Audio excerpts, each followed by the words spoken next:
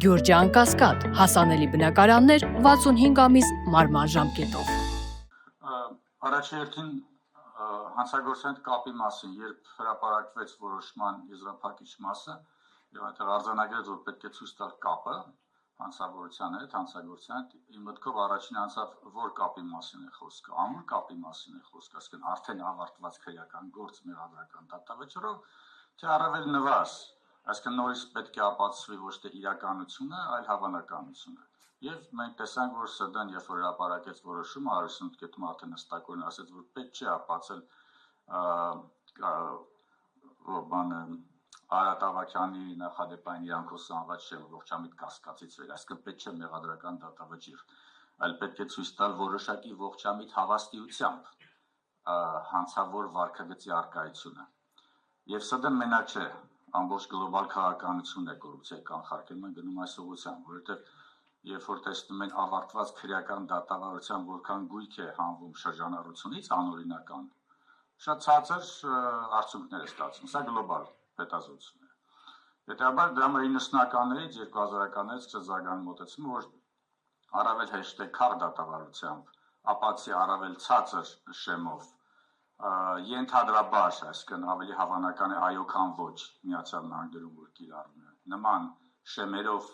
գույքը հանել, որտեղ ի վերջո նպատակը չէ անձին դատապարտելը, այլ նպատակն է քաղաքացիական պատասխան ենթարկել։ Եվ սա, կրկնեմ, սա ՍԴ-ն թե ստիպված էր սա ասել, թե չգիտեմ ինչ պատճառը, բայց սա գլոբալ քաղաքականություն է։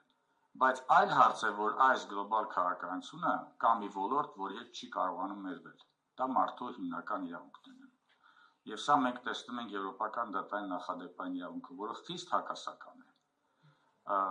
Եվ շատ հարցեր է բարձրացնում, եւ նույնիսկ 10 տարվա կտրվածքով նախադեպային իրավունքի մեջ Գոգիտիձեի եւ մինչեւ վերջին բուլղարական գործերի մեջ արդեն օրինակ Գոգիտիձեի մեջ շատ ակնարկում է փաստի ուժով, որ այնտեղ քրեական գործեր հարուցվել։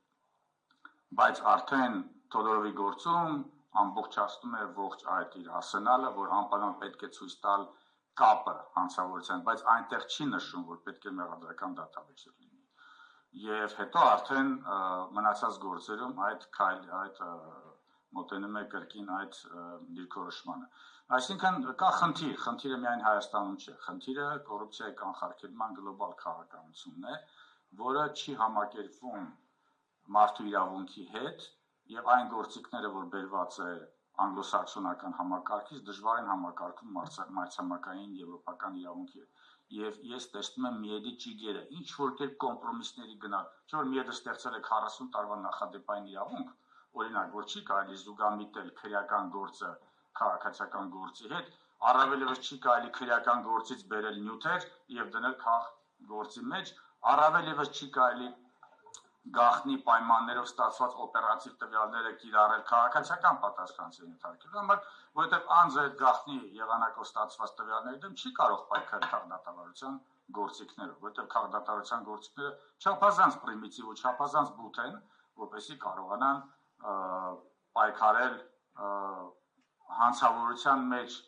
կասկածի հիմքով ստացված քրեադատավարական գործիքների դեմ։ Ահա այս հակասությունը մենք արդեն տեսանք ՍԴ որոշման մեջ, հակասականությունը, բայց կրկնում սա միայն ՍԴ-ի խնդիր է։ ՍԴ-ի միակ մեղքային է, որ 3 տարի տևեց դա, եւ այդ տասկում դատարանները հեղեղվեցին գործերով, եւ մա դատարանները դատախազները կանգնած են փաստի առջեւ։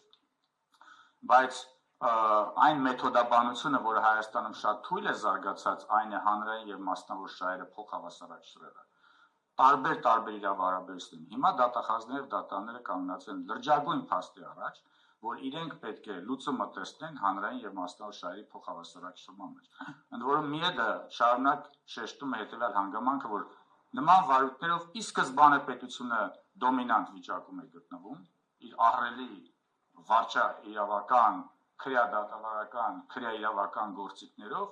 եւ թեկուզ անունը դնում են քաղաքդատավարություն, որտեղ քաղաքացին քաղաքացու դեմ է դուրս, այստեղ պետությունն է քաղաքացին, որը դուրս է գալի մեկ այլ քաղաքացու դեմ, հետեւաբար շատ կարեւոր է ՍԴ-ն շեշտել է այդ միտքը, որ ինչպես պետք է ապացուցվի այդ հավաստիությունը, անպայման պետք է ուշադրություն դարձնել, թե պատասխանողների դատավարական իրավունքները հարգվել են թե ոչ։ Օրինակ դա վերաբերում է հաշվարկի մեթոդներին, բուլղարական գործերով քննադատեցին դա հաշվարկի մեթոդները, օրինակ հիմնվելով աշխատավարձի նվազագույն չափի վրա, կամ հիմնվելով կամ թույլ չտալով որոշակի սահմանագծից վեր, որպեսզի գործարքի օրինականությունը հիմնավորվի վկայի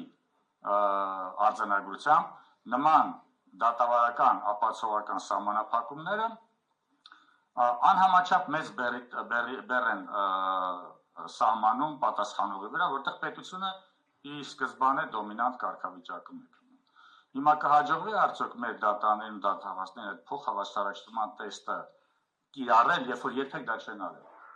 Ոչ թե երբեք չեն արել, հիմնականում չի արվում։ Ամենատարբեր իրավահարաբերություններով։ Ցավոք սրտի շատ հպանցիկ անդրադարձավ հետադարձելությանը, որը ամենամեծ խնդիրն է, հետ գնալ մինչև 90-ականներից բերել ապացույցներ, ովքեր փորձել են գույք վաճառել կամ գնել 90-ականներին, այնտեղ նույնիսկ ամոթ էր համարվում պայմանագիր կնքելը։ Ես այդպիսի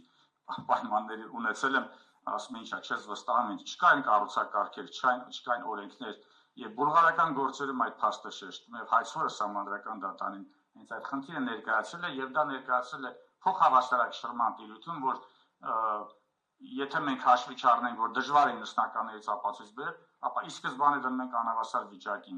մեջ պատասխանողին ընդդեմ պետության։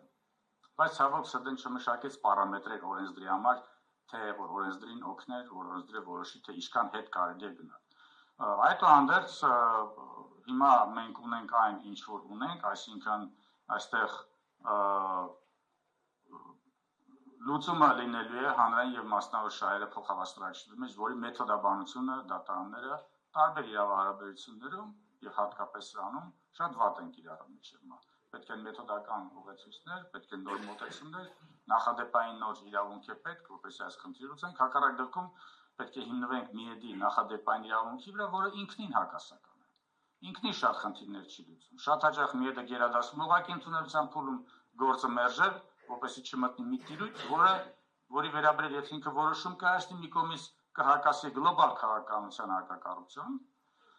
մի կողմից կհակասի իր 40 տարվա նախադեպային իրավունքին։ Ցավոք սրտի չանդրադարձավ նաև այդ քրեական եւ քաղաքացիական գործերի զուգամիտմանը, որը նույնպես հայցորը ներկայացրել էր, բայց կրկին նշելով, որ դատավարության ինչ-ինչ կանոնները թույլ չեն տալի դրան, բայց իմ կարծիքով խնդիր է, որովհետև ես ունեմ ազդանշաններ, որ ուղղակի նախընտրում են դատախազները արդեն քննված քրեական գործից բերել տվյալներ եւ քաղաքացիական գործում դա ներկայացնել։ Եվրոպական դատարանը սա օրակարգային հարց է։ Համարում է սա քողարկված քրեական հետապնդում։ Շատ կուզենայի, որ սահմանադրական դատարանը խորացված սրա վերաբերյալ պարամետրեր մշակեր, այդ չի նվենք եվրոպական դատարանի նախադեպային իրավունքի վրա, որտեղ գործերի քննությունը համընկնում է, զուգամիտում է, որտեղ բովանդակությունը զուգամիտում է, որտեղ տեսնում ենք տենդենս քաղաքդատավարության փրկել ձախողված քրեական դատավարությունը, սա քողարկված քրեական հետապնդում է քաղաքացիական դատավարության շվարժի ներքո։ Ցավոք սրտի սրան չանդրադարձավ։ Հուսով ենք, որ ապագայում մանավանդ օպերատիվ տվյալներով գործերի շրջանակներում սրան կանդրադառնա։ Այստեղ ես ուզում եմ արդեն կանգ առնել, կրկին երկու բան եմ ուզում շեշտել, ՍԴ-ն մենակ չէր այս հարցում ամբողջ գլոբալ քաղաքականությունը այս ուղղությամբ առաջնորդվում, կապը ոչ թե պետք է լինի ավարտված քրեական գործով, այլ ողջամիտ հավանականություն, այսինքն պետք է ապացել հավանականությունը ոչ թե իրականությունը, այսինքն շեմը նվազեցվում է։ Եվ երկրորդ լուծումը պետք է տեսնել, թե որքանով է պատասխանողի դատավարական արտակարգ իրավունքները դատարանում հարգվում, եթե չեն հարգվում, ապա ինքնին արդեն անհամաչափ ծանր բեռ է դրվում պատասխանողի վրա ապացելու գույքի օրինականությունը եւ այստեղ մի շարք պարամետրեր գործոններ կան, որից մեկը դա հետադարձ կիրառությունն է, օրինակ նույնիսկ բուլղարական գործերում 10 տարին արդեն համարվում է խնդրահարույց, մենք ունենք 33 տարի փաստորեն հետ գնալը, ապացույցի կանոններում սահմանափակումները արդեն համարվում է խիստ խնդրահարույց, հաշվարկի մեթոդները համարվում է խնդրահարույց, որքան գիտեմ դուք բոլորդ այս խնդիրներով անցնում եք, այսինքն նախադեպային իրավունքը կա։ Այստեղ ուզում կանգ առնել ուշադրություն դարձնենք այդ հանրային եւ մասնավոր շահերի փոխհավասարակշռման, որի համար պետք է մեթոդական նոր մոտեցումներ փաստորեն մեր դատարանների կողմից։